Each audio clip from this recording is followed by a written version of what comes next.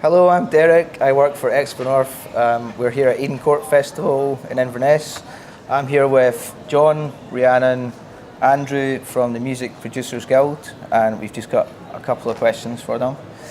So, just very briefly, just start off, if you want to introduce us and explain a little bit about what it is you do as a producer. What is the role of a producer? Mm-hmm. Okay, so my name's John Leckie, and I've been producing records for many years. And people often ask me what a producer does. And of course, nowadays a lot of people, anyone can be a producer because you can record things on your phone and on your laptop and things. But really, a producer is someone who's responsible for the recording and the performance, and really the finished product of the whole musical direction of what's going on. My name's Rhiannon, Mair, and I'm also a record producer and musician. Not as many years as John, so I'm quite new to the record producing game. But I think roughly what you said, really, it's about working with, an artist that you really like or a band, and working with a great song, and just kind of taking that song to where it needs to go, and kind of having sharing the same vision with the artist in terms of just making the song as best as it can be, I guess. That's right. I'm Andrew Hunt. I'm also a producer and engineer, and also a musician and writer. I think it sums it up. But I'd add to that. It's kind of, as well as dealing with the creativity and the sonic structure, you're also like a project manager. Yeah. So you kind of, it's very much A&R like it's a little bit of A&R, but more. These days more so because of the way budgets have changed. But I try and liken it. It's a bit like being a film director. It's probably the easiest thing. So you're in charge of the project. You're in charge of making that record, getting the record from start to the end, deliver it on time, delivering it to the level it needs to be at, the quality it needs to be at. And so I think film director is probably an easy thing for people to get their heads around. That's right. Yeah. So overseeing the whole project. As well as the creative element of it. So you're all members of the Music Producers Guild. Yep, that's right. So can you explain for other producers out there what are the member benefits, perhaps? Shall I give it a lift for each? I think you're the best person. I'm also a director of the Music Producers Guild. So the Music Producers Guild is predominantly a community made up of, we use producer in a very umbrella term. So producers, engineers, mastering engineers, mix engineers, programmers, recording engineers. And it's a community of those people run by volunteers who are elected from that community to run an organisation in a similar way that you've got the MU for musicians or BASCA for songwriters. The MPG, as we call it, Music Producers Guild, exists for producers and engineers in the global sense. We hold technical events throughout the year. We have our awards annually which champions what we do as producers and engineers. We lobby government. We have lots of discounts put in place for discounts on equipment. There are all sorts of things. Lots of it's on our website. You can go on the website at mpg.org.uk. But it's really a community that looks after the needs of anybody involved in recorded music, from amateur to professional, although we do exist for the professional predominantly. And actually, when you're producing, it can be quite a lonely job. It's like you're on your own doing it, and you don't really know what other producers are doing, how other producers would deal with the situation. And what the Music Producers Guild offers is, as you say, a community and a conversation, and you can meet your heroes, and you can also give assistance to young people that are coming up. So it's great. Classic example. Really. We're all friends through the Music Producers Guild. That's how we know each other. That's why we're here.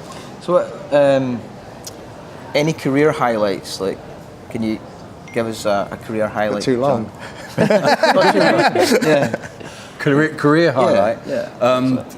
Well, I started at Abbey Road Studios, and I've been producing since the first record I produced was in 1975. So in 1978, I worked with Simple Minds. I did the first 3 Simple Minds records when they first started, and then the Skids and various other Scottish bands, and then later on I went on and worked with the Stone Roses and Radiohead and Muse and still producing records today. So, it's the only job I know, and it's great. Right.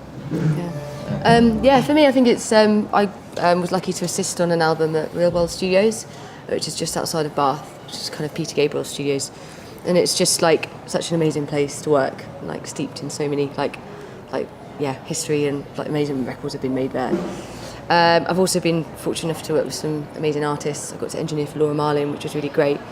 And as a musician, I've got to tour with some great artists as well, and kind of travel around lots.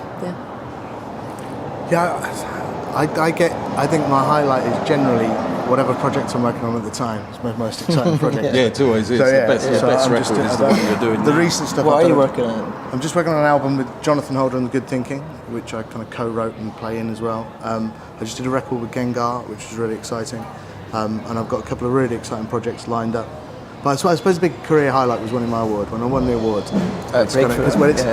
Breakthrough Producer of the Year. But it's voted for by your peers and by people. Yeah, it's not. exactly. It's not commercial. It's not popularity. It's not. Yeah. It's based by people that kind of go, John was a judge. Tony Visconti was a judge, and these people are just going, you deserve to win. And I didn't expect to win. And you're holding it, and you go, oh wow, Oscar moment. yeah. It's like an Oscar, because the MPG is the only organisation that gives awards. I mean, there is the Brit Award, but it was only through the MPG that we pressured the Brits to give us an award. In America and other countries, they do honour producers and engineers like the Grammy Awards, but we don't have anything in the UK other than the MPG Award. So that's a great thing, because everyone aspires to winning the award and being Producer of the Year. It's a great thing. It's not selected. It's through a process of And it's voting, voted, so no one's chosen. By fellow producers, no less. Anyone can enter to be Producer of the Year or Engineer of the Year. You don't actually have to be a member.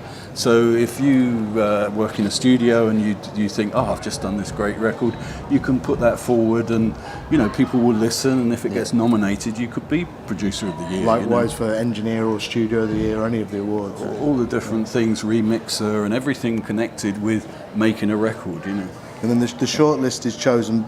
It goes to all the full members of the MPG, which is quite vast, and you have to qualify to be a full member, just showing that you make records.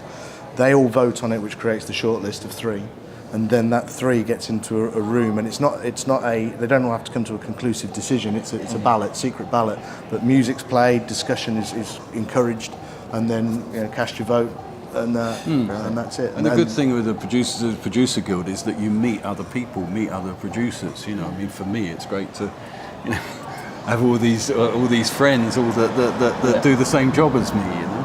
Which is great, because if you didn't have that, you'd be in the wilderness, really. Actually. Have we got enough?